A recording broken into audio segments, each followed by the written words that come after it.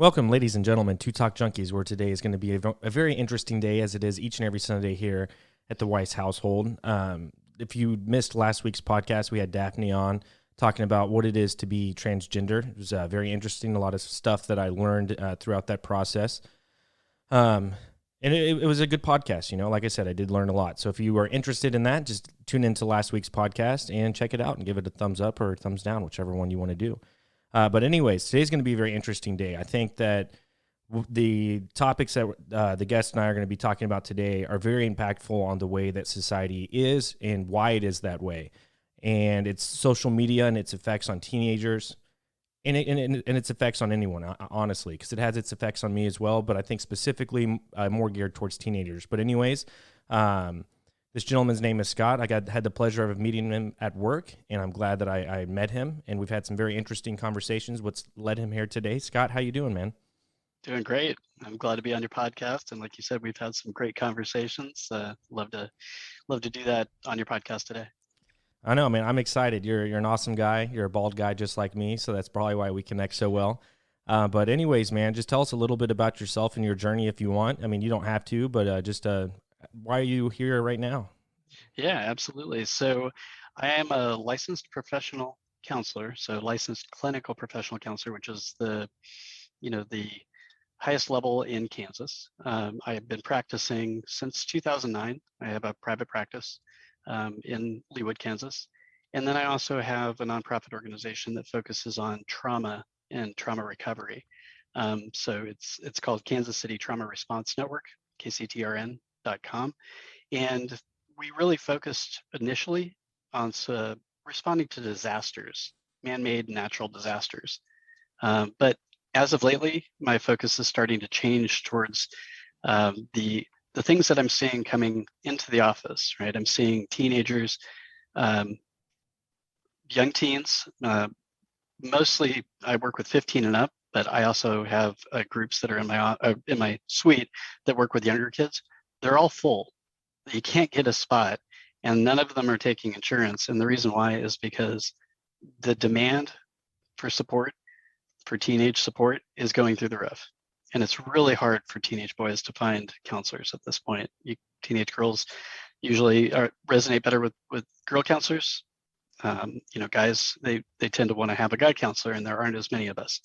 So, today I'm really kind of having that feeling that we need to have a conversation about what social media is doing to teenage mental health, and why it's not just being teenagers these days, why adding being a teenager and social media together are resulting in some real challenges that I don't think the general public sees, but those of us that do mental health counseling really see, and it's crisis. Well, I think what you and I have kind of talked about is the internet is still fairly new whenever you think about its inception and when it really took foot, and especially social media. I think you said it was like 2007 or 2000. It was like 2000 between. I remember 2009. 2009 was when the first social media app hit a phone, right? So that's about when phones got it. The first iPhone was 2005. So if you think about it, we've only been kind of in this world for a little over 15 years. And yet we act like this has always been this way, right? We act like we've always had a phone in our hands, and we act like every kid should have one. But we've only had 15 years to explore this world. And I would say that in the last 3 to 5 years, things have changed even more dramatically. If you look back, to what the original iPhone was, it really didn't do much. It might have a couple of apps on it. Now, a teenager can go out to the App Store and download just about anything they want. No parent will ever know what they download unless they track their phones. And so that's pretty wide open. And so for me, and you and I have had multiple conversations about this, and I'm trying to grasp my head around it because, I mean, everyone's different, but there are a lot of people in the world, and you see it especially as a counselor, but the way that these social media apps are actually affecting kids. Now, let's bring it to its most basic point.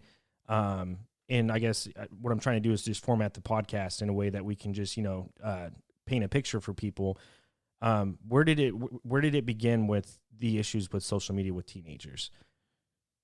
Yeah, so we started kind of seeing the rise in suicidality. So teenagers either self-harming, cutting, or actually committing suicide.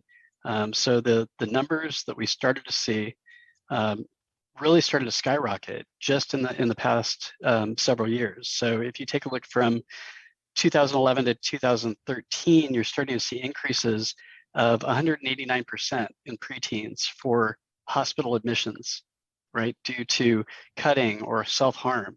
You're seeing increases of 151% in preteens for suicidality. I mean, that's huge.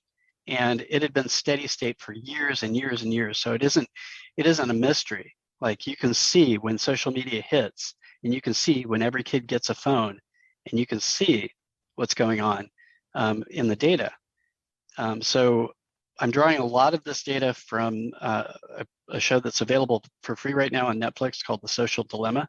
I encourage everybody in this podcast to check it out. It's really good primer on the inventors of these social media apps, early inventors of Facebook, Google, right, Instagram, admitting that they built something that they thought was really cool, and now regretting that it had a dark side to it, and it now is affecting teens' mental health. And I think the tech industry itself is kind of like, what do we do about it? We know that we created a monster here. Can we make any difference? And my argument would be that the people that made this are not the people that fix it. The money incentive is huge, right? In order for them to fix it, they would have to break their business model. And I don't think that they're willing to do that. So that means that we, those of us concerned parents, citizens, whomever, focus on what can we do to make a change. Because if you look at the start of that movie, every single one of the people that were interviewed from the tech industry, when they were asked, what is the problem, couldn't answer. I think And so, it all starts with Section 230, doesn't it? well, it does to a certain extent. So if you look back at how television and other, say, movies have been regulated, there's a Communications Decency Act that was passed that regulated what could be shown to children. You imagine Saturday morning cartoons. I don't know about you, but I used to watch Saturday morning cartoons sometimes, on regular TV, sometimes on PBS, right? And you wouldn't see, advertisements for adult content on there. You wouldn't see anybody advertising for liquor or, cigarettes or whatever. And the reason why isn't because, the advertisers didn't want to do it. It's because they couldn't. It's because there are regulations saying this is protected space for kids. We don't advertise to kids. We don't mess with their heads. When the internet came along in 1995, Section 230 was intended to allow the internet to grow. The idea was it would spark innovation if we didn't have government oversight and government regulations. And that sounded like a great thing. But in 1995, the first browsers were basically coming out. There wasn't, we called it the World Wide Web. It was so, lame back then that we didn't even have like a good name for it, right? And you got onto the World Wide Web via AOL, America Online, or some other similar service that was really, tightly controlled. And maybe there was only one computer in the house because they were super expensive. And it was probably your parents' computer, probably wasn't a kid's computer. So that law was intended to grow the internet. Well, we've done that. Now it's the other side of the coin, which is, okay, the internet is free range, right? Your kids can get to anything that they want, anytime they want, unless you're one of those parents that can, either not give them technology or can ensure that they don't go anywhere that they have it, like at their friend's house, or then they get a hold of a burner phone somewhere that their parents don't know about. But let's imagine that everybody has this technology, and yet this law is still out there, Section 230, that says, internet companies aren't liable, right? They don't have to be accountable for what they do, and you can't sue them. If you try, the courts will dismiss your case, even if you can prove harm. And I think that creates a really, really slippery slope for tech companies saying, I'm making tons of money, but there's no way that I get sued if what I build is defective and dangerous. What other industry gets away with that? Yeah, none. Right? I mean, you can't think of an industry that has no liability, where something happens and you can't sue them. Well, But there, what's frustrating to me is the fact that we started seeing these numbers, and you know that there are politicians who see the correlation when you start seeing these spikes in attempted suicides and suicides in teenagers due to social media. And I'm sure that there are some politicians that have tried to do something about it. But I feel like in America, we've always, at least for me, like growing up and now as an adult, kids are first. Like kids come first no matter what. yep, And to me, it's amazing that there haven't been any steps taken to try and prevent this. They put it into the parents' hands to say, hey, like just monitor your kids, put parental controls on their devices and all this type of stuff. But kids are kids, man. And with the easy access of internet and what's on there for them to find, and it resulting into those spike numbers, like why hasn't there been anything done about it? And I think the answer is money, obviously, but yeah, the politicians explain that there is a tremendous amount of lobbying effort from tech companies. There's, I think they said something like 10 lobbyists for every congressperson, right? So they're there, parked there the whole time saying, yeah, we know we have issues. We're trying to clean it up. We're trying to make it better. We're working on things. And they've been saying that over and over again. And you saw, Mark Zuckerberg go in front of the Senate and they grilled him. They said, hey, what's going on? What's happening? And he said, hey, we'll we're working on it. And they took that as an answer. Nobody went back and said, let's come up with meaningful regulation. Let's come up with, the same standards that we have for all the other media types to protect children. And the only way that I can explain that in my head is that there was some kind of financial pressure for them not to act. I mean, that's the only thing that makes sense to me because, like you said, it doesn't matter what side of the aisle you sit on. Everybody wants to protect children, right? At the end of the day, nobody wants to see a child get harmed. And social media is in itself a tool until it becomes used to target kids, until it becomes used to put a kid and an adult that they don't know in a space together where they can communicate privately. Um, those things aren't good, right? We would never think of, the stranger danger that we teach our kids to be aware of when they're younger, and then suddenly hand them a device so that they can go do the exact same thing online when you're not looking. But we've done that. And to your point, why have politicians not really followed? Because often in technology, um, the political class, they don't really catch up fast, right? With ethics, with genetics, you'll see them trying to catch up with the technology because the tech is speeding so much faster than the laws and the policies that follow them. So that's why this is important, right? To get this conversation going. People don't want to have this conversation, especially adults. The idea that, what they think I'm saying is we need to get rid of social media. And what I'm saying is, no, let's start out with what is happening to your kids as a result of social media. What's happening to your kids' friends? What's happening to society, right? Let's just have that conversation. And I'm starting to see it happen. I'm seeing Senate hearings now asking Facebook about some research that just came out, right? And the research was pretty damning. It was Facebook's own internal research with teens, which theoretically teens and kids, and they shouldn't have been probably collecting this research in the first place without oversight, but they collected it.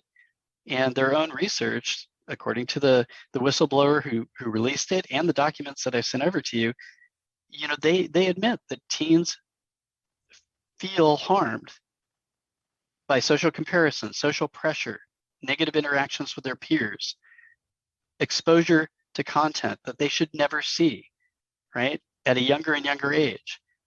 And they feel like they have to cope with all of this stuff alone, right? They don't feel like they can go to a parent because the parent's going to freak out. They don't feel like they can go to a school counselor because they think that they're going to freak out. So teens basically hide their behavior like you would expect teens to do. And then teens teach each other how to get around things. So if I were to put parental controls in place, there'd be a YouTube video the next day on how to get around that thing, right? oh yeah. It's just a fact. And so as a parent and a therapist, I'm pretty overwhelmed because I don't think that the responsibility needs to be on the parent, or the responsible party shouldn't be the person who's sitting in front of the TV. It should be the person broadcasting the thing that's coming through the TV, right? Same thing with the internet. It shouldn't be the content that I have to block. The content shouldn't be there in the first place. And I'm going to ignore the fact that we're not talking about adults right now, but I think that that's relevant to adults as well. We see polarization in terms of, all kinds of conversations in our society right now. But I really want to focus on what's happening with teens, because kids should not be in a position of being sold to, of being manipulated, of being sexualized, of being targeted. It's just wrong, and we need to make it stop. 100% we do. Just a few questions on that. It's just, I had a train of thought and it kind of went. I don't know where it went, but I mean, like, to me, like I said earlier, I mean, we're in the infancy of internet, and it is ever changing and at ever speeds. And the fact that Congress can't keep up with it, but they can keep up with so much other things, that's really not an excuse to me for why something hasn't been done about it. But two things: one, the internet's really not involved in the Constitution, so I don't know how that really, like, all the legalities play out in that. But secondly, like, why can't something change? Like, with the internet, if it's ever changing, then changing it to make it more suitable for teenagers and kids, that should be part of that process. Right. And that's just kind of just went away. So I've made an example, or I talked about an example with you, of the internet being a utility, right? It's become a utility. It's become something that all of us believe we need. Broadband is something the government's paying for to roll out to rural areas because we believe everybody needs it. So let's imagine a utility like water, right? And when water gets pumped into my house, I expect it to be clean and I expect it to be safe, right? I don't sit there with, a gauge on my water pipe, checking to see whether or not it's good or bad on a given day, or whether or not, somebody might be drinking something that they shouldn't be drinking. I expect the water company to do that. And when the water company fails to do that because something gets in my lines, I expect to be able to hold them accountable, right? There's regulations and there's liability. I So, believe the internet needs the same controls. It needs the ability to say, you can't pump crap into my house, and if you do, we hold you accountable. who are the gatekeepers, though, in this instance? Because I'm a firm believer, and I completely agree with what you're saying. But whenever you have that type of power that you put into other people's hands, that's what scares me. Yeah, well, it's the same people that control what comes into your house today. That's true. So are you afraid of the people that regulate electricity? Are you afraid of the people that regulate your water supply? Um, some might be, I guess, if you're afraid of government in general. But if you believe that clean water is something that is politicized, like the government's trying to clean our water and we're scared that they're doing it poorly, um, maybe that's a different conversation. But I believe that anything that is a utility that we must have government controls, because if you leave it to the open market, they won't do the right thing. The reason why we have controls for water quality is because we know that water, you know, water quality has been harmed, right? Lakes and rivers, people dump stuff in it, and that stuff was being pumped into houses. So it needed, regulation and appropriate regulation, not, lockdown, government's going to supply your water. It's government's going to make sure that anybody who tries to give you the wrong thing pays if they give you the wrong thing. For sure. Because businesses understand one thing, right? Making money. And they also understand losing money. So you give them a reason where they're going to lose some money if they do something that's harmful, if they make a product that doesn't work, they will change their behavior, right? They will change their behavior. And if they don't, regulation forces them to. So there's two mechanisms: liability and basically regulation. In a world where we want, freedoms, right? Freedom is the ability to do something that doesn't cause harm to someone else, right? I think we'd agree with that, right? We should be free to do whatever we want to do, but as soon as you start hurting someone, that is no longer freedom. To me, that's where this is. And social media is doing that on a large scale, and they're, held under umbrella, which is called Section 230, to where they're able to, and, whether we want to think if it's intentional or not, maybe not, because like you said, it's a monster they created. They have no idea what it was going to do. It's intentionally hurting people, and I'm curious, and after having these types of conversations with you, my mind's starting to open up a little bit more in understanding this. Is the man, dude, I'm off today. Normally I do the podcast at nighttime. Maybe that's what it is. I don't know. But I'm gonna let you take it, man. I'm losing my train of thought. This is not good. No, it's okay. Happy to take it. So, the challenge right now, so we're seeing senators asking Facebook hard questions like, hey, we realize that you've been doing, you know, bad things. And Facebook's own research is saying exactly that. My problem is that we're only focused on Facebook, or we're only focused on Instagram. We're not looking at the entire constellation of what's on the internet. When a kid gets on the internet today, they have every application available that's in either the Apple Store or the Google Play Store, and they can download anything that they want today unless there's some kind of restrictions on their device. None of the, there's no like governing body like there would be for the movie industry saying, okay, this is a rated R app, this is, X, this is whatever. Kids can download rated triple X applications today, not have to provide any information other than maybe a fake birthday where they'll make up, hey, I'm 18, and they're on. And they're immediately exchanging information with anyone in the world, right? And with some of these applications, they have the ability to match two people up, and often those two people are a kid and somebody with not good intentions for that kid, and that happens every day, all day. And what I don't understand is that we're not having that conversation. So what do you? It's something that could happen right now.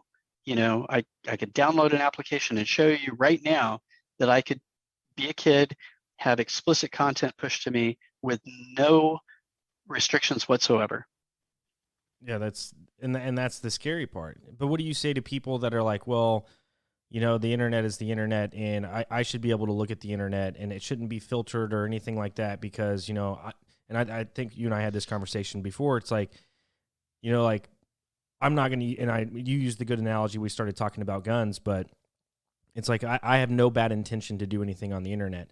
So I think kind of what we're coming to a consensus on is the fact that there's an overwhelming amount of bad things happening to teenagers, and I think it's to the point now where it's like, hey, Paul, like, however you believe the internet should be, something needs to change because the effect it's having on these people.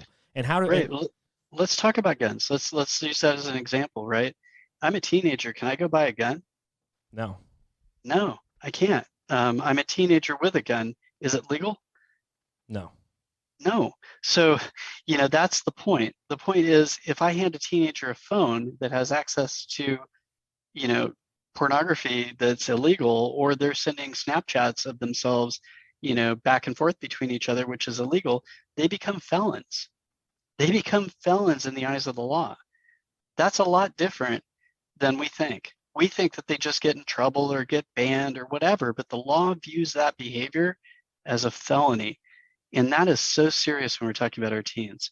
And there is no way in my mind that we should ever have a tool or a device or any app in the hands of a teenager that could cause them to commit a felony. It's just absurd to me, right?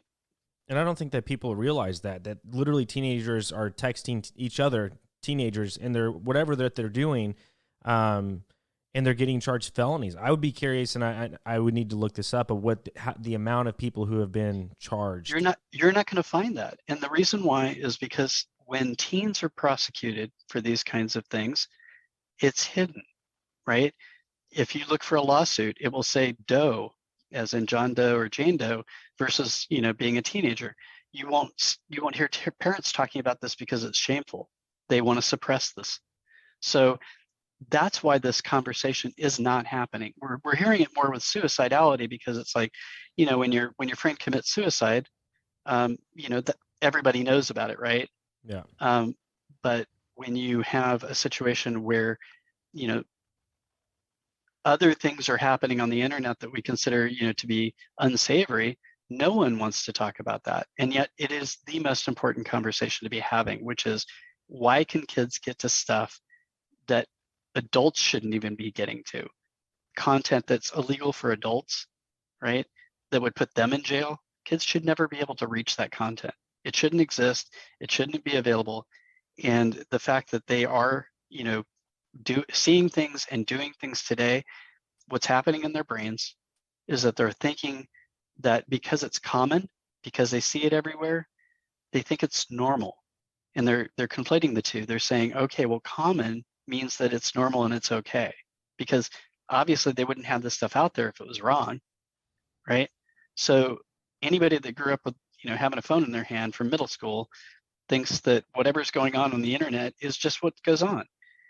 So, when my son told me the other day that he, thought it was pretty normal for kids to be streaming their suicides now on live, which several of the applications like Instagram and Snapchat have a live option, right, where you can broadcast just like we're doing now, one to many, except the many now are watching you commit suicide.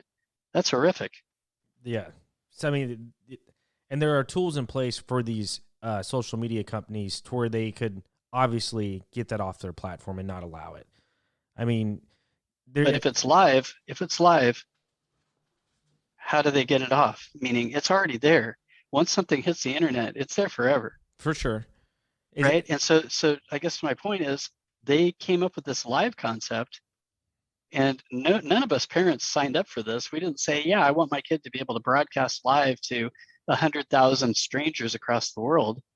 But because of this idea of having popularity, likes, to be important, to be valued, kids want to show something that goes viral, right? And kids that have, psychologies that are already pretty stretched start showing stuff that they shouldn't be showing, and they become criminals in the process, and they invite a whole new generation of people to come along with them.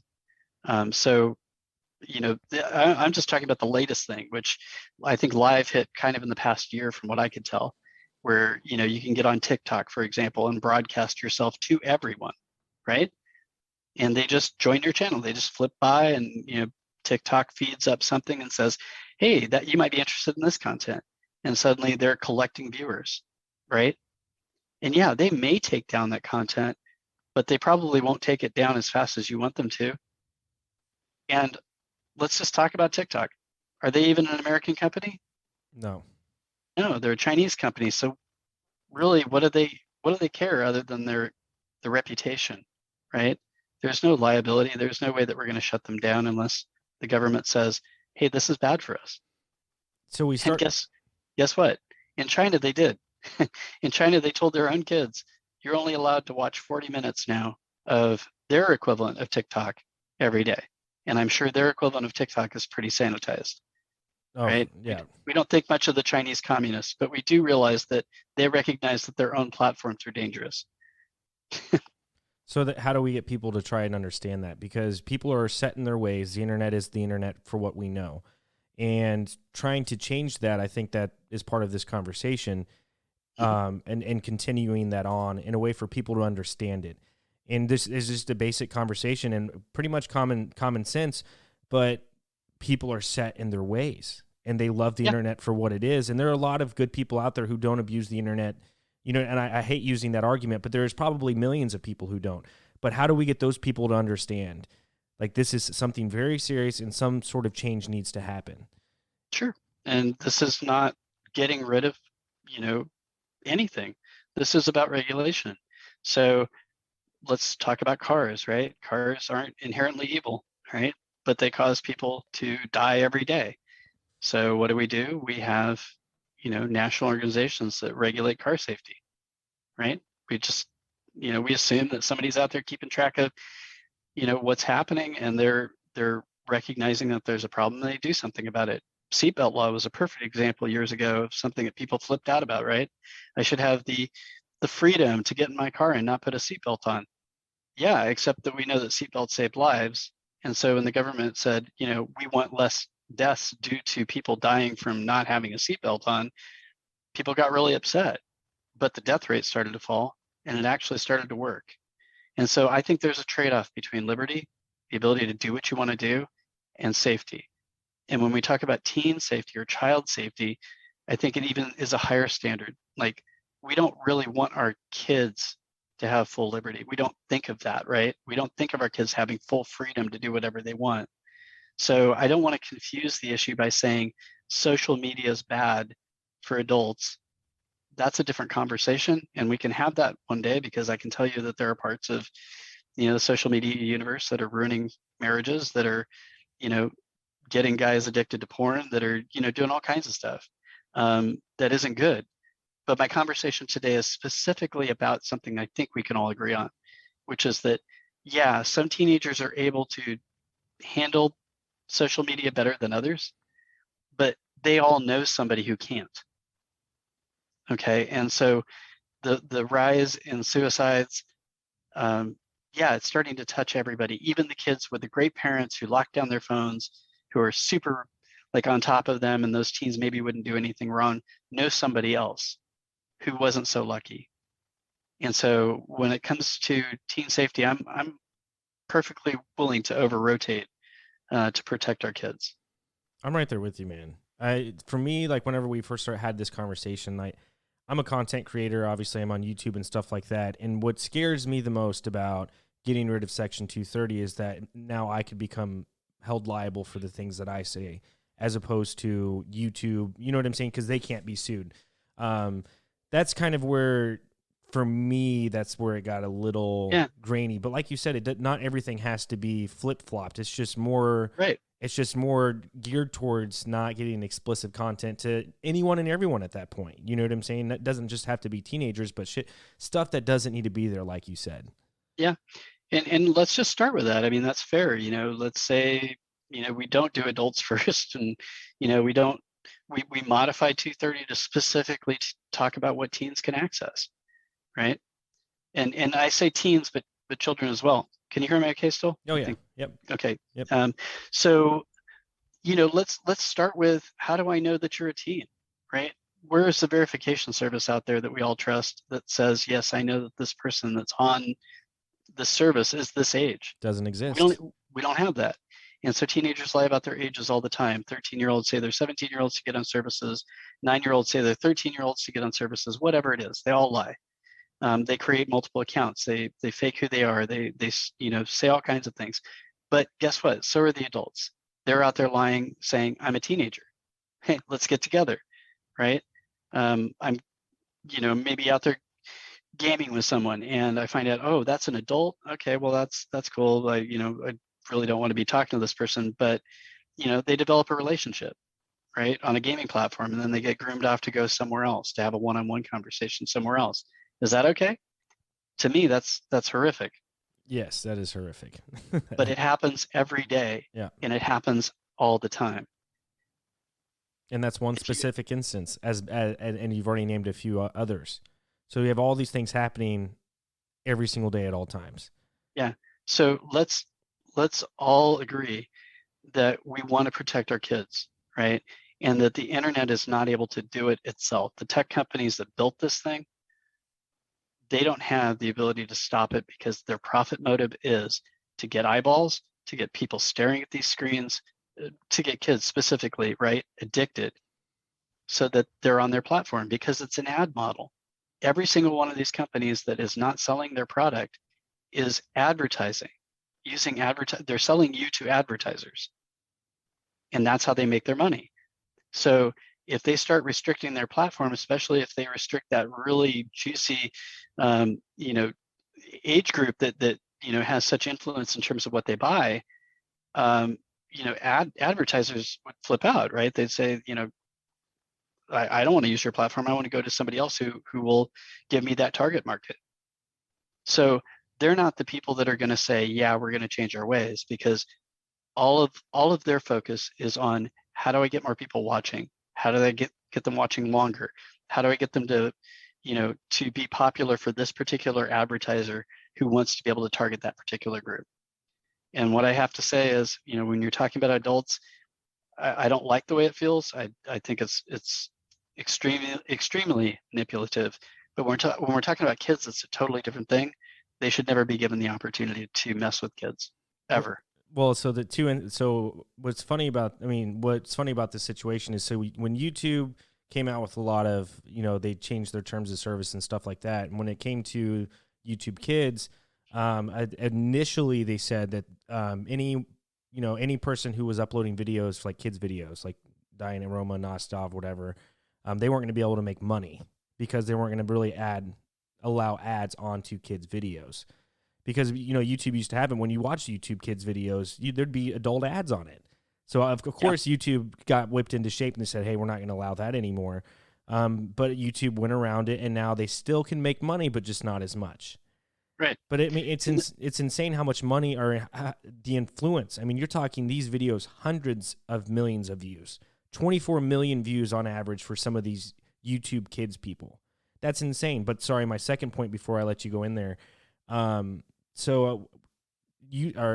sells their Kindles or their little Amazon tablets for kids, and it's just a little device, and it's supposed to be just kid friendly. Well, when you download YouTube, YouTube and Amazon don't get along. So my two daughters, we have the two Kindles, and just even after having this conversation, I just want to throw them in the trash. Since they don't get along, you cannot download YouTube Kids on the Kindle for the Amazon because they don't allow it on their app store. So now it's just like they're forcing you to go out and buy an iPad. Well, if you don't have an iPad and you have that, your kid's getting adult content on YouTube. That's right. So, I mean, I went in there and I changed the filter to where it said, hey, age restriction, but it's still not YouTube Kids, which YouTube Kids is really cool because it's all just kids videos.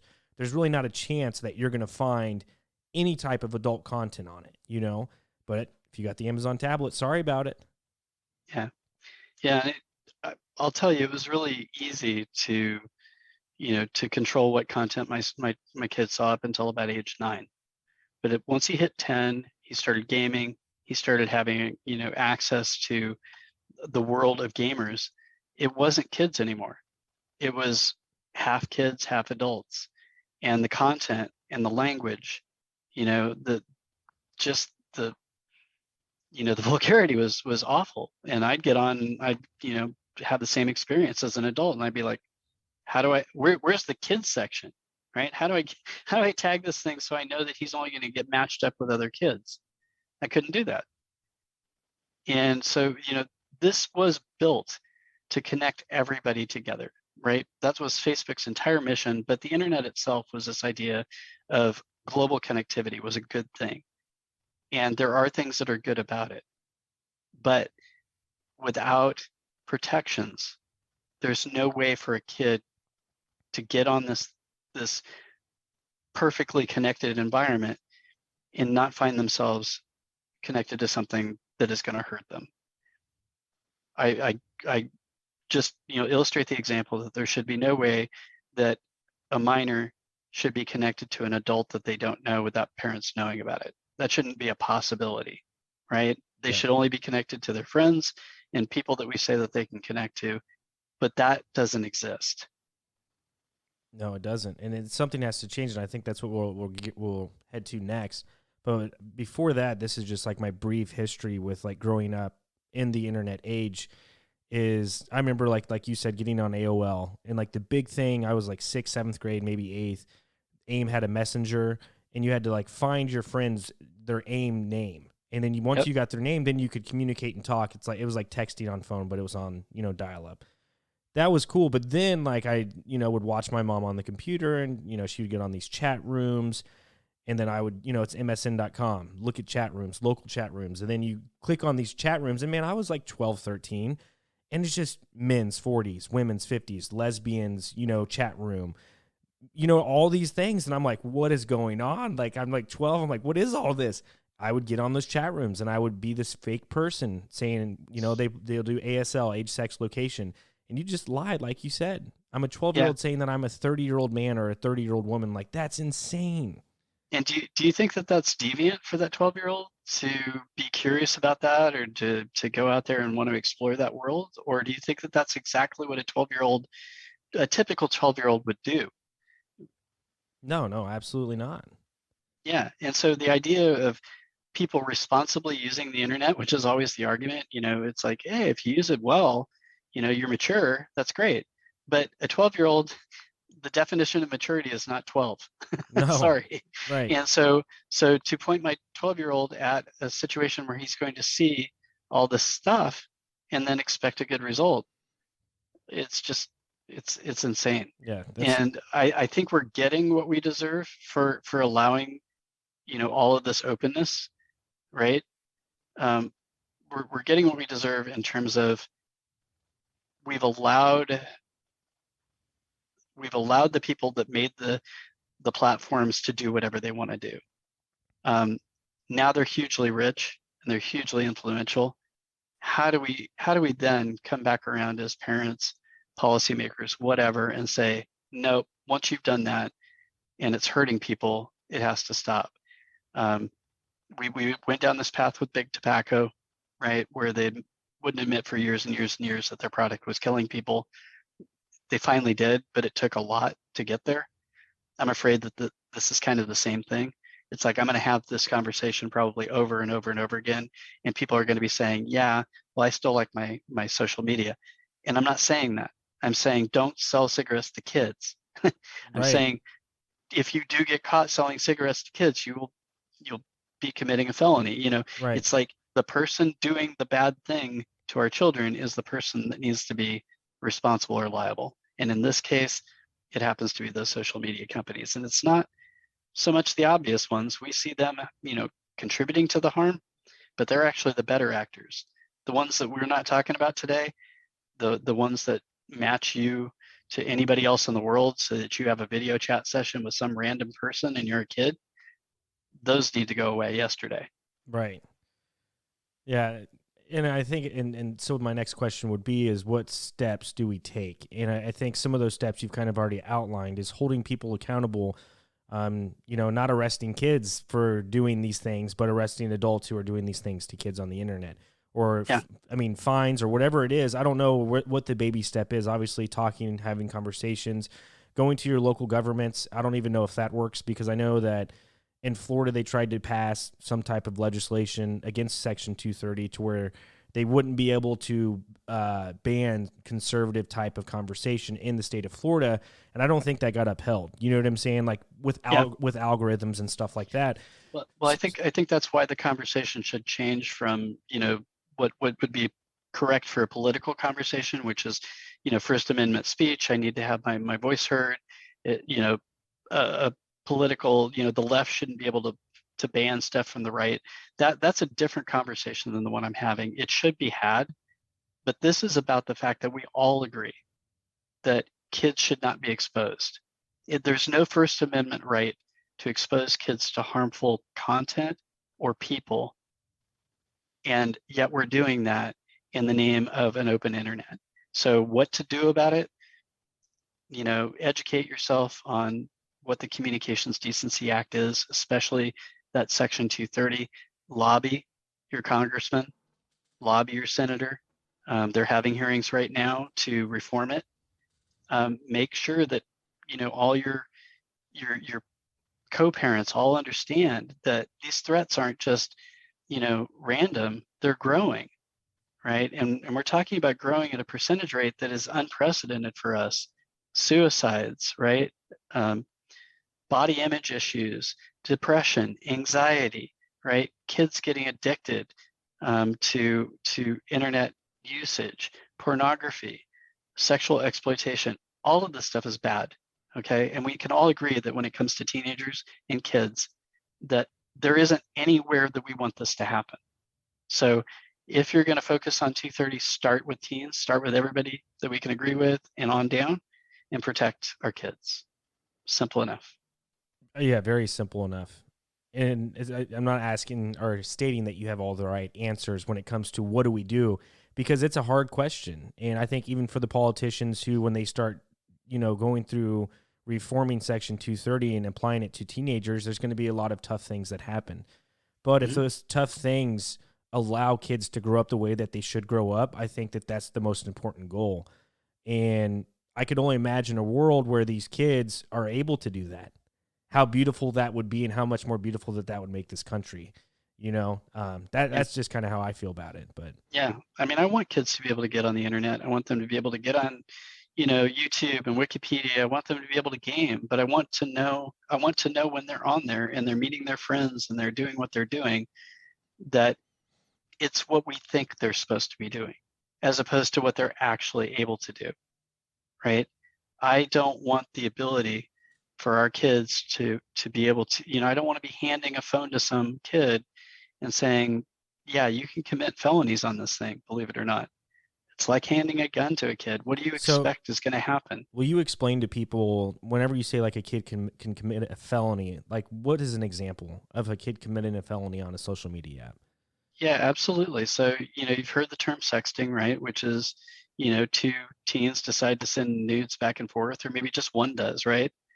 And that's a pretty common thing on a platform like Snapchat. I think that people have forgotten that Snapchat was that app that all the kids went to because it immediately deletes the picture. And so when a parent grabbed a phone from a kid to say, "What have you been doing on here?" There's no evidence, right? And yet, Snapchat as a company and many others like them have servers. All of this data goes up to their servers, and then they see that content, they report it to law enforcement, and they say child pornography, right? And as soon as they do that, law enforcement doesn't make a distinction about whether or not this is a kid doing something that kids do in real life that isn't illegal, like standing in a room together. But if you do it on the internet, it actually has a law. Lewd and lascivious conduct. It's a felony, and it carries a pretty significant weight if a kid gets labeled as somebody who is a felon or somebody who's on the child or is on the sex offender list. That goes with them for potentially the rest of their lives, depending on how serious the crime is. That's So insane. I guess what I'm saying is kids kids don't know this. They know it's probably naughty, or they know it's bad, or they know it's wrong, but they have no idea that the laws that were built for transmitting images, especially of underage minors, carries a huge penalty, and the courts don't really have the ability to sort out one from the other. But I mean, even in that instance, like if I'm a judge and this is all just kind of just basic, just as a judge or as a police officer in that scenario, I know they're technically whatever you want to call it, following the law, but that is insane that they're going along with it. And that's what's most frustrating with me about when you have something like this happening and they just, instead of fixing the problem, they just continue to make it worse. And they're like, well, how does the judge not just like question that? Like sitting in the courtroom, like you're a judge, you're supposed to be ruling on legitimate stuff, and you're ruling on two 15-year-olds who are sending each other pictures. Yeah. And they're, Well, the laws aren't written with a lot of gray area for judges when it comes to sexual content. It's very cut and dry. but they're So two 15-year-olds. Like they're smart. These people are smart. They're not dumb people. How are they not up with voices as well? And their voices are a lot bigger. You know what I'm saying? Like cops and judges and whoever and lawyers. Like, how do they not see it and just get involved in this? And I'm sure there are some who are, but for the most part, I guess not, because look what we're still dealing with. yeah, I think it's happening quickly. Like I just gave an example of live, right?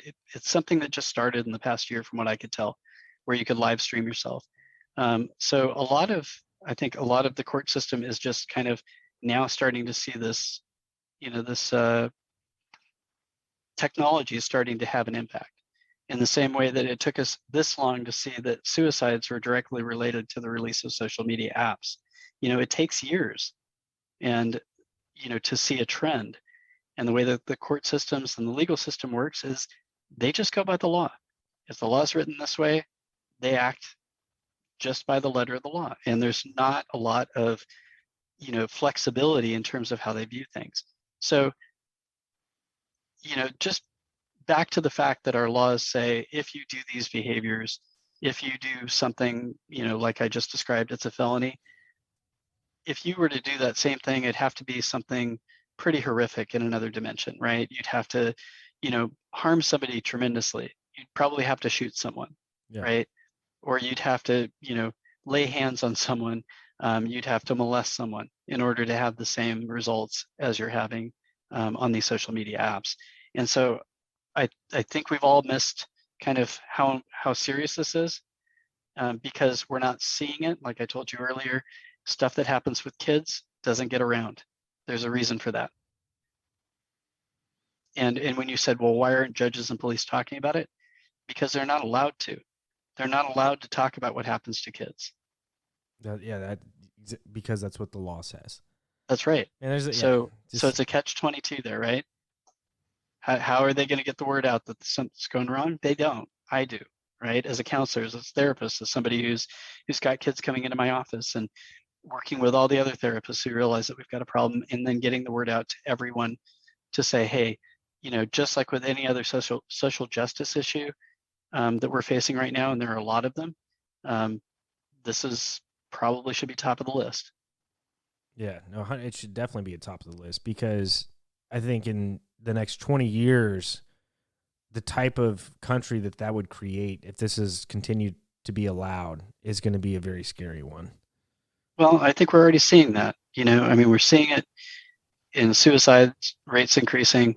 Um, we're seeing it in school shootings, which I'm positive has some kind of social media tie-in. Usually, somebody got bullied, somebody got treated poorly, and there's usually some kind of amplification via social media where they group together with like-minded people to formulate their plans. And there's also that kind of recruitment into, say, terrorist organizations, right, for kids, where they're ripe for the picking. So there's a lot here.